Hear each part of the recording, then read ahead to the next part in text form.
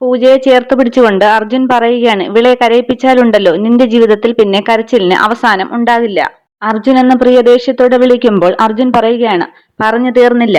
പ്രിയ എത്ര ഹൃദയശുദ്ധിയോടെയാണ് ആ മാല അരുണിമാൻറ്റിയുടെ ഫോട്ടോയിലിട്ടതെന്ന് എനിക്ക് നന്നായിട്ടറിയാം. സ്വന്തം അമ്മ എന്ന് വിചാരിച്ചാണ് ആ മാല ഇട്ടത്. ആ മാലയാണ് നീ പൊട്ടിച്ചെറിഞ്ഞത്.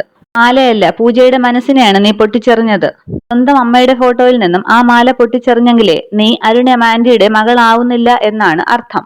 എന്നെ സംബന്ധിച്ച് പൂജയാണ് അരുണിമാൻറ്റിയുടെ മകള്. സ്നേഹസദനത്തിൽ എത്തിയതു മുതൽ നീ ഇവളെ ദ്രോഹിക്കുകയായിരുന്നുവെന്ന് എനിക്കറിയാം. അന്നവൾക്ക് ആരും ഇല്ലായിരുന്നു, അനാഥയായിരുന്നു. ഇന്ന് പക്ഷേ ചോദിക്കാനും പറയാനും ആളുണ്ട്. ഈ അർജുൻ. നിന്നെയാണ് ഞാൻ കല്യാണം കഴിക്കാൻ അറിഞ്ഞത് എന്ന് തീരുമാനിച്ചപ്പോൾ പൂജ പറഞ്ഞത് എന്താണെന്ന് നിനക്കറിയാമോ? പൂജ മാറിത്തരാം, നിന്നെ കല്യാണം കഴിക്കാനാണ്. നിനക്കെതിരെ സ്നേഹസദനത്തിൽ കേസെടുക്കരുതെന്ന് വാശി പിടിച്ചതും പൂജയാണ്. ആ നന്മ നീ മനഃപൂർവ്വം കാണുന്നില്ലല്ലോ. ഇന്ന് ഞാൻ നിന്നോട് കാണിച്ചതൊക്കെ അല്പം ചീപ്പാണെന്ന് എനിക്കറിയാം. ഒരു പെണ്ണിന്റെ മുൻപിൽ പഞ്ചാരഭാവം കാണിച്ചിട്ട് പിന്നെ അത് മാറുന്നത് ആണുങ്ങൾക്ക് ചേർന്ന പണിയല്ലെന്നും എനിക്കറിയാം. സ്ത്രീകളോട് ഇങ്ങനെ കാണിക്കാൻ പാടില്ല. പക്ഷെ എന്റെ കണ്ണിൽ നീ സ്ത്രീയല്ല. ഒരു സ്ത്രീക്ക് ഇത്രയും പ്രിയകരമായിട്ട് പെരുമാറാൻ സാധിക്കില്ല. ഇപ്പോൾ നീ ചിന്തിക്കുന്നത് എന്താണെന്ന് എനിക്കറിയാം. ഏത് അറ്റം വരെ പോകേണ്ടി വന്നാലും നിന്റെ ലക്ഷ്യം സാധിക്കും എന്നല്ലേ? എന്തായാലും നിരുത്സാഹപ്പെടുത്തുന്നില്ല. എന്തായാലും ശ്രമിച്ചു നോക്ക്. നടക്കാൻ വലിയ പ്രയാസമാണെന്നാണ് എന്റെ ഒരിത്. പിന്നെ ഒരു താങ്ക്സ് ഉണ്ട്. എന്തിനാണെന്നറിയാമോ? നീ പാറ്റാന്ന് വിളിച്ച് ബഹളം വെച്ചില്ലേ? നീ എന്തിനാണ് പാറ്റാന്ന് വിളിച്ചത് എനിക്കറിയാം. പക്ഷെ ആ ക്ലൈമാക്സിന്റെ ട്വിസ്റ്റ് മാറിപ്പോയി. എന്തായാലും അതിനും താങ്ക്സ് എന്ന് കളിയാക്കിക്കൊണ്ട് പറയുകയാണ് അർജുൻ. എന്റെ ഭാര്യ എന്നെ എപ്പോഴൊക്കെ ആശ്ലേഷിക്കുന്നുവോ അതൊക്കെ എനിക്ക് സന്തോഷമാണ്. താലി കെട്ടിയ പെണ്ണിനെ അല്ലാതെ മറ്റാരെയും തൊടാൻ എനിക്ക് ആഗ്രഹമില്ല. എന്നെ തൊടാൻ എന്റെ ഭാര്യയല്ലാതെ മറ്റാരെയും ഞാൻ അനുവദിക്കുകയും ഇല്ല. ആ പിന്നെ അരുണിമാൻറ്റിയുടെ ഓർമ്മദിനം വരെ താനിവിടെ കാണും. എന്തായാലും ഇന്നത്തെ സംഭവങ്ങൾ മറന്നേക്ക്. ഇനി താനിവിടെയുള്ള കുറച്ച് ദിവസങ്ങൾ സന്തോഷമുള്ളതാക്കാൻ നോക്ക്. നമുക്ക് എല്ലാവർക്കും പ്രിയപ്പെട്ട ആളാണല്ലോ അരുണിമാൻറ്റി. നമുക്ക് സന്തോഷമുള്ളതാക്കാം ആ ദിവസങ്ങൾ. പിന്നെ കേസും കാര്യങ്ങളും അതിന്റെ വഴിക്ക് നടക്കും. ഞാൻ അതും ഇതും കൂടി മിക്സ് ചെയ്യുന്നില്ല. അപ്പോ ഓക്കെ, പറഞ്ഞതൊക്കെ ഓർമ്മയുണ്ടല്ലോ. ഇനി പൂജയെ വേദനിപ്പിക്കരുത്. അതൊക്കെ കേട്ട് ദേഷ്യപ്പെട്ട് ഒന്നും മിണ്ടാതെ അവിടെ നിന്നും പോവുകയാണ് പ്രിയ. പ്രിയ പോയ ശേഷം നിന്ന് കരയുകയാണ് പൂജ. ഏയ് പൂജ, കരയാതടോ എന്നൊക്കെ പറഞ്ഞ് ആശ്വസിപ്പിക്കുകയാണ് അർജുൻ. താഴേക്ക് ഇറക്കി വന്ന പ്രിയ ദേഷ്യപ്പെട്ട് മനസ്സിൽ പറയുകയാണ്, എടാ അർജുൻ, എന്റെ ജീവിതകാലം മുഴുവൻ കാത്തിരിക്കേണ്ടി വന്നാലും ഒരു ദിവസത്തേക്കെങ്കിലും നിന്നെ ഞാൻ എന്റേതാക്കും. എന്റെ പൂജയെ ഞാൻ ഈ ലോകത്ത് നിന്ന് തന്നെ പറഞ്ഞയക്കും. അന്നേരം ആ അനുവെന്നും പറഞ്ഞ് അഖിൽ അവിടേക്ക് വരികയാണ്. എന്താ പ്രിയ ആകെ ഡള്ളായിട്ടിരിക്കുന്നത്? ഇത് മുകളിൽ നിന്നും മധു ആന്റി കാണുന്നുണ്ട്. ഏയ് ഒന്നുമില്ല. അല്ല, വീഴ്ചയിൽ എന്തെങ്കിലും? ഏയ് ഒന്നുമില്ല, ഞാനൊന്ന് റെസ്റ്റ് എടുക്കട്ടെ. ഓക്കെ ഓക്കെ എന്നും പറഞ്ഞ് അഖിൽ മുകളിലേക്ക് കയറി പോവുകയാണ്. തിരിച്ചു വന്ന് അഖിൽ പറയുകയാണ്, പ്രിയ എന്തെങ്കിലും ബുദ്ധിമുട്ട് തോന്നുന്നുണ്ടെങ്കിൽ വിളിക്കണം. വിളിക്കാം അഖിൽ എന്ന് പറയണം. അന്നേരം മുകളിൽ നിന്ന് മധു ആന്റി പറയുകയാണ്, അവൻ അനുകുട്ടിയെ വിടുന്നില്ലല്ലോ.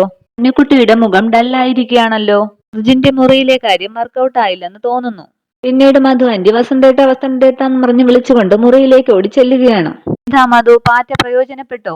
പാറ്റ പ്രയോജനപ്പെട്ട ലക്ഷണമില്ല. പക്ഷേ ഒരു എലിയെ വേണമെങ്കിൽ നമ്മുടെ കെണിയിൽ വീഴ്ത്താം.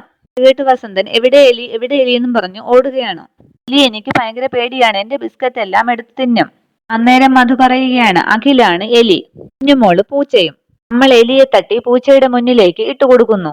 മനസ്സിലായോ എന്ന് ചോദിക്കുകയാണ്. മനസ്സിലായോ എന്ന് ചോദിച്ചാൽ നമുക്ക് ഗുണം വരുന്ന എന്തോ ഒരു കാര്യം മനസ്സിൽ കണ്ടിട്ടുണ്ടെന്ന് മനസ്സിലായി. കറക്റ്റ് എന്ന് പറയുകയാണ് മധു. എന്റെ വസന്തേട്ട, അർജുൻ പ്രിയയെ ഇപ്പോഴൊന്നും അടുപ്പിക്കുമെന്ന് തോന്നുന്നില്ല. വസന്തം പറയുകയാണ്, ഇപ്പോഴെന്നല്ല അടുത്ത കാലത്തൊന്നും അത് നടക്കുമെന്ന് തോന്നുന്നില്ല. അത് വർക്കൗട്ട് ആയെങ്കിലല്ലേ നമുക്ക് കുറച്ച് കാശ് കിട്ടുകയുള്ളൂ. പക്ഷെ അത് നടക്കാൻ പ്രയാസമുണ്ടല്ലോ. ഈ ഇടവേളയിൽ നമുക്ക് ആദായം കിട്ടുന്ന മറ്റൊരു കൃഷിയൊന്ന് പരീക്ഷിച്ചാലോ? പിന്നെന്ത്, നീ കൂടെ ഉണ്ടെങ്കിലേ ഞാൻ എന്തിനും തയ്യാർ. നമ്മൾ അധികം ശ്രദ്ധിക്കാത്ത ഒരു കഥാപാത്രം ഈ വീട്ടിൽ തെക്ക് വടക്ക് നടക്കുന്നുണ്ടെന്ന് അറിയാമല്ലോ. എന്നെയാണോ ഉദ്ദേശിച്ചതെന്ന് ചോദിക്കുകയാണ് വസന്തൻ. അല്ല അഖിൽ, നമ്മൾ ആ കഥാപാത്രത്തിന്റെ റോൾ ഒന്ന് കൊഴുപ്പിക്കുന്നു. അടിപൊളി സംഗതിയെ ഒരു കഥ കേൾക്കുന്നത് പോലെയുണ്ട്. ആരെയെങ്കിലും ഒന്ന് പ്രേമിച്ചാൽ കൊള്ളാമെന്ന് മോഹമുള്ള കക്ഷിയാണ് അഖില്. അഖിലിന് മാത്രമല്ല, എല്ലാവർക്കും കാണും. എനിക്ക് തന്നെ എന്ന് പറയുകയാണ് വസന്തൻ. എന്തോന്നെന്ന് മധു ചോദിക്കുമ്പോൾ വസന്തം പറയണേ, ഏയ് ഒന്നുമില്ല, നീ കഥ പറയൂ. ഇന്ന് രാവിലെ അനുകുട്ടി വീട്ടിലേക്ക് വന്നപ്പോൾ ഒന്ന് വീഴാൻ തുടങ്ങി. അഖിൽ അനുവിനെ വീഴാതെ പിടിച്ചു. ആ സമയത്ത് തന്നെ അവന്റെ മുഖത്തൊരു മാറ്റം വന്നു. അവൻ ഇന്ന് പലതവണ അനുവിനെ വിളിച്ചു. വേദനയുണ്ടോ പെയിനുണ്ടോ എന്നൊക്കെ ചോദിച്ചിട്ട്. ഷോ മരുന്ന് വാങ്ങിച്ചു കൊടുത്തോന്ന് ചോദിക്കുകയാണ് വാസന്തൻ. ഷോ ഒന്ന് പറയുന്നത് കേൾക്ക്. നമ്മൾ എന്ത് ചെയ്യാൻ പോകുന്നു എന്ന് വച്ചാൽ അഖിലാവുന്ന എലിയെ അനു ആവുന്ന പൂച്ചയുടെ മുൻപിലേക്ക് ഇട്ടുകൊടുക്കുന്നു. അയ്യോ, പൂച്ച എലിയെ കൊല്ലുമോ? ഛേ, അതൊക്കെ പണ്ടത്തെ എലിയും പൂച്ചയുമാണ്. ഇപ്പൊ പൂച്ചയും എലിയും കട്ട കമ്പനിയാണ്. അഖിലിന് അനുവിലൊരു ഇഷ്ടം ജനിക്കും. അന്നേരം വാസന്തൻ പറയാണ്, അഖിലിന് അനുവിൽ ഇഷ്ടം ജനിക്കും, പക്ഷേ അനുവിന് അർജുൻ മതിയല്ലോ. അതങ്ങനെ തന്നെ ഇരുന്നോട്ടെ. അനു അർജുന് വേണ്ടി നടക്കുമ്പോൾ അഖിൽ അനുവിന് വേണ്ടി നടക്കും. രണ്ടിന്റെയും ഇടനിലക്കാര് നമ്മളാണ്. അഖിലിന്റെ നിന്നും പണം കിട്ടും, അനുവിന്റെ കയ്യിൽ നിന്നും പണം കിട്ടും. അത് കൊള്ളാം, സൂപ്പർ ഐഡിയ എന്ന് വസന്തൻ പറയുകയാണ്. അതുപോലെ തന്നെ ഈ വീട്ടിലുള്ള എല്ലാവരെയും തമ്മിൽ തെറ്റിക്കാനും തമ്മിൽ അടുപ്പിക്കാനും നല്ലൊരു ഉപകരണമാണ് അഖിൽ. സമാധാനത്തോടെ പോകുന്ന ഒരിടത്ത് അന്തഛിദ്രമുണ്ടാക്കാൻ ഇവിടുന്ന് തന്നെ ഒരാള് വേണം. അർജുനും അഖിലും മാധുരി ചേച്ചിയുമൊക്കെ അടിച്ചു പിരിയുന്നത് കാണാൻ നല്ല രസമായിരിക്കുമെന്ന് സന്തോഷത്തോടെ പറയുകയാണ് വാസന്തൻ. പക്ഷേ മനസാക്ഷിയിൽ ഒരു കുറ്റബോധം വന്നു നിറയുന്നുണ്ടോന്നൊരു സംശയം. ഇപ്പൊ കാശ് വേണ്ടേ എന്ന് മധു ചോദിക്കുകയാണ്. പിന്നെ കാശ് വേണം. കാശ് കിട്ടിയാൽ പിന്നെ എന്തോന്ന് കുറ്റബോധം? നാണം കെട്ടും. പണം നേടിക്കഴിഞ്ഞാൽ നാണക്കേടും ആ പണം തീർത്തിടും. അത് പറയുകയാണ്, അങ്ങനെയൊന്നും പറയണ്ട, ഇതിലങ്ങനെ നാണക്കേടൊന്നും ഇല്ല. അത് തന്നെ, പണം കിട്ടിയാൽ പിന്നെ നാണക്കേടില്ലല്ലോ. അപ്പോഴാ എലിയെ തട്ടി എങ്ങനെ പൂച്ചയുടെ മുൻപിലിടും? അത് പറയുകയാണ്, ഞാൻ അവനെ കാണാൻ പോവുകയാണ്. തന്ത്രപരമായി അവനോട് സംസാരിച്ചു തുടങ്ങും. ഒരു ഘട്ടമാവുമ്പോൾ വസന്തേട്ടനും വരണം. നല്ല ഒറിജിനാലിറ്റിയോടുകൂടി വേണം സംസാരിക്കാൻ. ദേ മധു, കുരങ്ങനെ മരം കയറാൻ പഠിപ്പിക്കരുത്. ഇതയെ ചുമടെടുക്കാനും പഠിപ്പിക്കരുത്. മധുവിനോടൊപ്പം ജീവിച്ച് എനിക്ക് ഒരു കാര്യവും ഇപ്പോൾ നേരെ ചൊവ്വെ ചെയ്യാൻ പറ്റുന്നില്ല. നിനക്കറിയോ, വളഞ്ഞ വഴിയിൽ കൂടിയാണ് ഞാനിപ്പോൾ നടക്കുന്നത് പോലും. ഇപ്പോ ഞാൻ എന്നാ പിന്നെ അങ്ങോട്ട് ചെല്ലട്ടെ? ഹാപ്പി ബർത്ത്ഡേ എന്ന് പറഞ്ഞ് അനുഗ്രഹിക്കുകയാണ് വാസന്തൻ. ഹാപ്പി ബർത്ത്ഡേയോ? ആരുടെ? Sorry, all the best. ഇത് രണ്ടും കൂടെ എനിക്ക് എപ്പോഴും മാറിപ്പോവും. ആ കാര്യം, എന്നാ ഞാൻ പോയിട്ട് വരാമെന്നും പറഞ്ഞ് മധു അവിടെ നിന്നും പോവുകയാണ്. മധു റൂമിലേക്ക് വരുമ്പോഴത്തേക്കും അഖിൽ ഫോൺ ചെയ്തുകൊണ്ടിരിക്കുകയാണ്. അത് പറയുകയാണ്, ഓ 24 മണിക്കൂറും ഫോൺ തന്നെ. ഏതെങ്കിലും പെൺപിള്ളേരാണോടാ? പിന്നെ നമുക്കൊക്കെ ഏത് പെൺപിള്ളേരാൻറ്റി? ഫോൺ സ്വിച്ച് ഓഫ് ആക്കി ബോക്സിലിടാൻ സമയമായല്ലോ. ലാസ്റ്റ് കോൾ വിളിച്ചതാണ്, ബിസിനസ് കോളാണ്. ഓ, ഞാൻ കരുതി ഏതോ പെൺപിള്ളേരെ വിളിച്ചതാണെന്ന്. ആ, അതൊക്കെ പോട്ടെ, നിന്നെ സമ്മതിച്ചിടാ മക്കളെ. എന്താ ആന്റി? അല്ല, അനുമോള് രാവിലെ വീഴാൻ തുടങ്ങിയപ്പോൾ നീ പിടിച്ചില്ലേ? ഓ, നീ വന്നില്ലായിരുന്നെങ്കിൽ തലയിടിച്ച് വീണേനെ ആ പാവം. ഞാൻ ചോദിച്ചു പെയിൻ ഉണ്ടോന്നൊക്കെ. ഒന്നും ഇല്ലാന്നാണ് പറഞ്ഞത്. പക്ഷേ ആളാകെ ഡള്ളായിരുന്നു. പാവം, ഒരുപാട് മനപ്രയാസങ്ങൾ അനുഭവിച്ച കുട്ടിയല്ലേ. അനാഥാലയത്തിൽ വളരുക എന്ന് പറയുമ്പോൾ ഊഹിച്ചൂടെ കാര്യങ്ങൾ. പക്ഷേ ചെറിയൊരു വാശിയും മുൻകോപവും ഒക്കെ ഉണ്ട്. ചേച്ചിയോടൊക്കെ ആവശ്യമില്ലാത്ത ദേഷ്യം കാണിപ്പാണ്. നിശ്ചയക്കുട്ടിയല്ലേടാ, ദേഷ്യവും സന്തോഷവും സങ്കടവും ഒക്കെ അതിനും കാണില്ലേ. സ്നേഹമുള്ളവരോട് അത് പ്രകടിപ്പിക്കാനും അറിയാം. ഇന്ന് തന്നെ പകല് മുഴുവൻ നിന്നെ കുറിച്ചാണ് പറഞ്ഞത്. നിന്നെ കുറിച്ചോ? ആ, നിന്നെ കുറിച്ച്. നീ രക്ഷിച്ചതിനെ കുറിച്ച്. നീ താങ്ങി പിടിച്ചപ്പോൾ ജീവിതത്തിൽ അനുവിന്റെ കൂടെ നിൽക്കാൻ ആരൊക്കെയോ ഉണ്ടെന്നൊരു തോന്നലുണ്ടായത്രേ. പക്ഷേ അതിനു മാത്രം ഞാനൊന്നും ചെയ്തില്ലല്ലോ. നിനക്കതൊരു ചെറിയ സംഭവമായിരിക്കും. പക്ഷെ അനുക്കുട്ടിയുടെ മനസ്സിൽ അതങ്ങ് ആഴത്തിൽ പതിഞ്ഞിരിക്കുകയാണ്. ഓഫീസിൽ പോകുന്ന വഴി വിളിക്കുന്നു ഏയ് എന്നൊക്കെ പറഞ്ഞ് കളിയാക്കുകയാണ് മധു. അന്നേരം വാസവനും അവിടേക്ക് എത്തുകയാണ്. എന്താണ് അമ്മായി മരുമോനും കൂടി ഒരു സംസാരം? ഏയ്, നമ്മുടെ അനുക്കുട്ടി പറഞ്ഞ കാര്യങ്ങളൊക്കെ പറയുമായിരുന്നു.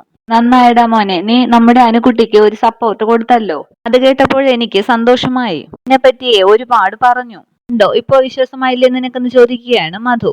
വീണ്ടും വാസവൻ പറയുകയാണ്, അതെ, കുറച്ചു ദിവസത്തിന് ശേഷം മനസ്സ് നിറഞ്ഞൊന്ന് സന്തോഷിച്ചത് ഇന്നാണെന്നാണ് അനു പറഞ്ഞത്. ഇല്ല, ഞാൻ ചെയ്തത് ഇത്ര വലിയ കാര്യമാണെന്നൊന്നും ഞാൻ അറിഞ്ഞില്ല. മധു പറയുകയാണ്, പെണ്ണുങ്ങൾ അങ്ങനെയാടാ, അവർക്ക് വേണ്ടത് ഒരു കെയറിംഗ് ആണ്. കെയറിംഗ് കൊടുത്ത ആളെ അവര് ഹൃദയത്തിൽ നിന്നും ഇറക്കി വിടില്ല. ഓക്കേടാ, ഗുഡ് നൈറ്റ് എന്നും പറഞ്ഞ് അവർ അവിടെ നിന്നും പോവുകയാണ്. റൂമിലെത്തിയ ശേഷം വാസവൻ മധുവിനോട് പറയുകയാണ്, മധു, നമ്മൾ ഭയങ്കര അപകടമാണ് വരുത്തി വെക്കാൻ പോകുന്നത്. അപകടമോ? അവനെ ഇനി കുറച്ചു നാളത്തേക്ക് നമ്മുടെ ATM ആണ്. എന്റെ മനസ്സിൽ അനുക്കുട്ടി കയറും. അനുക്കുട്ടിക്ക് വേണ്ടി അവൻ അർജുനെയും പൂജയെയും ഒക്കെ എതിർക്കും. അങ്ങനെ നമ്മൾ വിചാരിച്ച കടവിലേക്ക് തന്നെ നമ്മൾ വള്ളം അടുപ്പിക്കും. വെള്ളം മുങ്ങിപ്പോകരുത്, അതേ എനിക്ക് പറയാനുള്ളൂ. ഓ, കരുനാക്കെടുത്തൊന്നും പറയാതെ. പിന്നീട് മാധുരി പറയുകയാണ്, ആനന്ദേട്ടാ, ഞാൻ മരുമര്യാദകൾ ആലോചിച്ച് തന്നെയാണ് പറയുന്നത്. അനുവിനെ ഇവിടെ നിന്നും പറഞ്ഞയക്കണം, എങ്കിൽ ഒരുപാട് കുഴപ്പങ്ങൾ നടക്കും. അർജുന്റെ രീതികളിൽ ആകെ ഒരു മാറ്റം വന്നിരിക്കുകയാണ്. അനുവിനോട് അവൻ ഇതുവരെ ഉണ്ടായിരുന്ന ഭാവമല്ല, കളിയും ചിരിയും ഒക്കെ ഉണ്ട്. ആനന്ദം പറയുകയാണ്, അതാണല്ലോ നമ്മളൊക്കെ ആഗ്രഹിച്ചിരുന്നത്. കളിയും ചിരിയും ഒക്കെ നേരത്തെ ഉണ്ടായിരുന്നെങ്കിൽ അവളായിരിക്കുമെന്നല്ലോ നമ്മുടെയൊക്കെ മരുമകളാകേണ്ടി വരേണ്ടിയിരുന്നത്. ഏതായാലും താമസിച്ചായാലും അവന്റെ മനസ്സ് മാറി തുടങ്ങിയല്ലോ. ബെറ്റർ ലേറ്റ് ദാൻ നെവർ എന്നല്ലേ. ആനന്ദേട്ടൻ എന്താണ് ഈ പറഞ്ഞുകൊണ്ട് വരുന്നത്? എന്റെ മനസ്സ് മാറിയാൽ എന്ത് ചെയ്യുമെന്നാണ്? എന്ത് ചെയ്യുമെന്നോ, നമ്മളൊക്കെ നേരത്തെ തീരുമാനിച്ചത് ചെയ്യും. എന്റെയും അവന്റെയും വിവാഹം അത് നടത്തും. ഇപ്പോ പൂജ എന്ന് ചോദിക്കുകയാണ് മാധുരി. പൂജയുടെ കാര്യം പൂജ നോക്കിക്കോളും.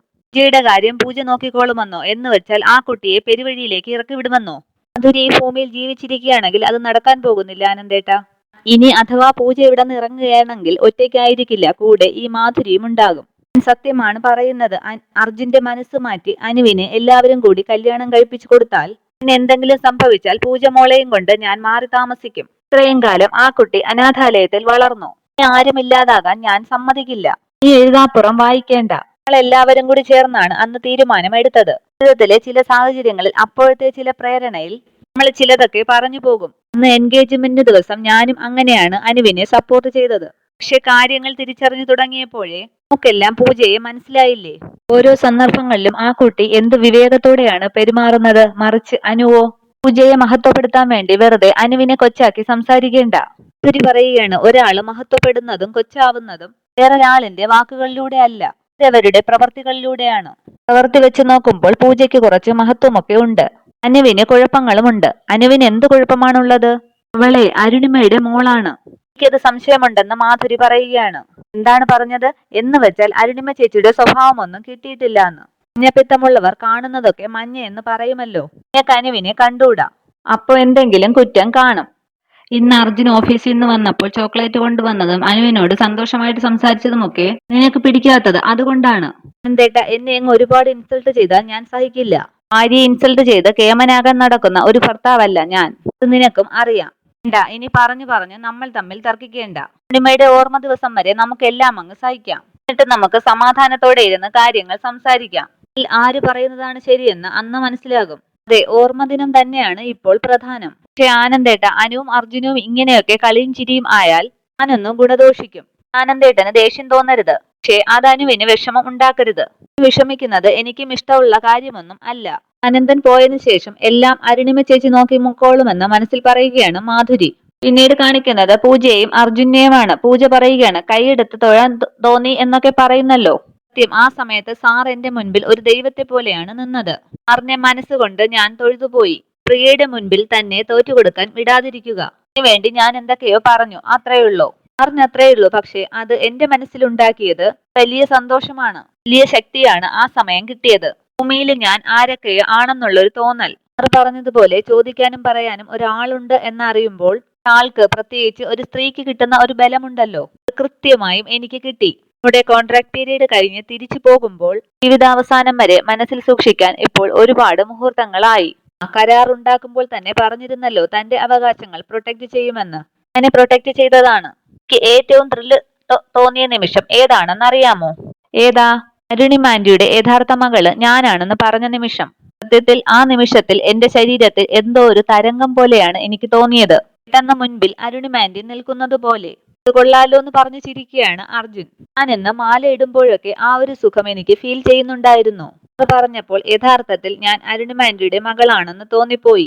ഏതായാലും ആ തോന്നലായിട്ട് തന്നെ അങ്ങ് വിട്ടേച്ചാൽ മതി. യഥാർത്ഥ മകള് ഇവിടെ തന്നെ ഉണ്ടല്ലോ. അതത്രേ ഉള്ളൂ, സാറ് പേടിക്കേണ്ട. ഇനി ഞാനൊരു കാര്യം പറയട്ടെ, എന്തെന്ന് ചോദിക്കുകയാണ് അർജുൻ. എപ്പോഴും പറഞ്ഞിട്ടുള്ള കാര്യമാണ്. സാറിനെ എനിക്ക് പിടികിട്ടുന്നേ ഇല്ല. ഇപ്പോ തോന്നും സാറിനെ പോലെ ഇത്രയും സ്നേഹമില്ലാത്ത ഒരു മനുഷ്യൻ ലോകത്തില്ല എന്ന്. പലപ്പോഴും ലോകത്ത് സ്നേഹമുള്ള എല്ലാവരെയും കൂടി ഒരു തട്ടിലും പിന്നെ വേറൊരു തട്ടിലും വെച്ചാൽ സാറിന്റെ തട്ട് താഴ്ന്നേ ഇരിക്കുമെന്ന്. ചിലപ്പോ തോന്നും സാറ് മഹാബോറനാണെന്ന്. ചിലപ്പോ തോന്നും സാറിനെ പോലൊരു സരസൻ വേറെ ഇല്ല എന്ന്. മതി എന്ന് അർജുൻ പറയുമ്പോൾ പൂജ പറയുകയാണ്, കണ്ടോ കണ്ടോ, ഇപ്പൊ തോന്നുന്നത് നല്ലൊരു മുരടനായിട്ടാണ്. പിന്നെ ഞാനൊരു കാര്യം ചോദിച്ചോട്ടെ? അത് ഞാൻ ഒരു പ്രാവശ്യം ചോദിച്ചതാണ്. എന്താ? സാറ് ചൂടാവരുത്. ഞാൻ കാര്യം പറയൂ. നമ്മുടെ ഈ കോൺട്രാക്ട് മാരേജിന്റെ പിന്നിലെ രഹസ്യം എന്താണ്? എനിക്കറിയാം, എന്തോ ഒരു മഹാരഹസ്യം അതിന്റെ പിറകിൽ ഉണ്ടെന്ന്. ഒന്നും മിണ്ടാതെ കുനിഞ്ഞു തന്നെ ഇരിക്കുകയാണ് അർജുൻ. പൊട്ടാൻ പോകുന്ന ഒരു ന്യൂക്ലിയർ ബോംബ് അല്ലേന്ന് ചോദിക്കുകയാണ് പൂജ. സാറെന്ന് വിളിക്കുമ്പോൾ ഞെട്ടി നോക്കുകയാണ് അർജുൻ. ചോദിച്ചത് കേട്ടില്ലേ? ഉറങ്ങാൻ നോക്കെന്ന് പറയുകയാണ് അർജുൻ. ശരി ശരി, ഞാൻ വിട്ടു. ഞാൻ ചോദിക്കുന്നില്ല. എന്തോ ഒരു മഹാരഹസ്യമാണെന്ന് എനിക്കറിയാം. ഞാൻ ഇവിടുന്ന് പോയി കഴിഞ്ഞായിരിക്കും ചിലപ്പോൾ ആ ബോംബ് പൊട്ടാൻ പോകുന്നത്. ആയാലും ഞാനത് അറിയും. ശരിയെന്ന് പറയുമ്പോൾ പൂജ വീണ്ടും പറയുകയാണ്, ഗുഡ് നൈറ്റ് പറയുന്നതിന് മുമ്പ് ഒരു ചോദ്യം കൂടി. ഞാൻ പലപ്പോഴും പറഞ്ഞിട്ടുണ്ട് നമ്മുടെ കോൺട്രാക്ട് പീരീഡ് കഴിഞ്ഞാലും സാറ് പ്രിയയെ കല്യാണം കഴിക്കണമെന്ന്. സാറേ വേണ്ട, സാറിനൊട്ടും മാച്ച് ആവില്ല പ്രിയ. ആരെ കല്യാണം കഴിക്കണമെന്ന് ഞാൻ തീരുമാനിച്ചോളാം. എനിക്കെന്താ കുഴപ്പം? എനിക്കെന്താ കുഴപ്പമെന്ന് ചോദിച്ചാൽ, അല്ലെങ്കിൽ വേണ്ട, സാറിന് ഇഷ്ടമുള്ള ആളെ സാറ് കെട്ടിക്കോ. എങ്കിൽ പ്രിയ. എനിക്ക് ഇഷ്ടപ്പെടുന്ന ആളെ താനും കെട്ടിക്കോ. കണക്കിന് ആരാധകരുണ്ടെന്നല്ലേ പറഞ്ഞത്? ജോലിക്ക് പോകുന്ന വഴിക്ക് റോഡിന്റെ ഇരുവശവും പൂജ പൂജ എന്ന് വിളിച്ച് കാണാൻ ദാഹിച്ച് ആളുകള് ക്യൂ നിൽക്കുമെന്നല്ലേ പറഞ്ഞത്? ഒരാളെ താനും കണ്ടുപിടിച്ച് കെട്ടിക്കോ. ഒരു സ്വയംവരം തന്നെ ഏർപ്പാടാക്കണം. പക്ഷേ ആയിരക്കണക്കിന് ആൾക്കാരിൽ നിന്ന് ഒരാളെ ഇങ്ങനെ സെലക്ട് ചെയ്യുമെന്നാണ്. ഒരാളുണ്ടല്ലോ. ഇത്രയുമാണ് എപ്പിസോഡ് വിശേഷങ്ങൾ. Okay, thank you.